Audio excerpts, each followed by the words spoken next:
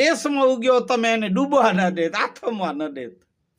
એવું બધું, એટલું બધું બાબા સાહેબનું માન છે વિદેશોમાં.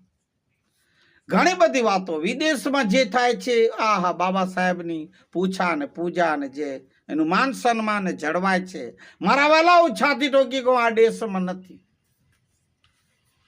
આ દેશના નેતાઓમાં પણ નથી, આ દેશની લગભગ સમાજમાં પણ. બસ મેં જે કીધું એ 14 એપ્રિલ ને 6 ડિસેમ્બર ઉજવે છે, વાત સાચી છે. પછાત જાતિ પણ, એસસી એસટી ઓબીસી પણ બાબા સાહેબના જે કાર્યોનું રથ છે, જે કારવા છે, એને આગળ લઈ જવાની વાત બાબા સાહેબે કીધેલી છે.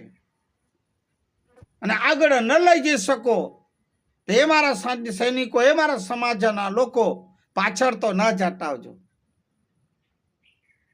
અત્યારે એ રથને આગળ લઈ જવાની વાત તો ઠીક છે, સવાલ નથી, ત્યાંય ઊભું નથી રાખતા, પાછળ જટાવે છે. ને બીજું વિશેષમાં બાબા સાહેબના નામે ચરી ખાય છે.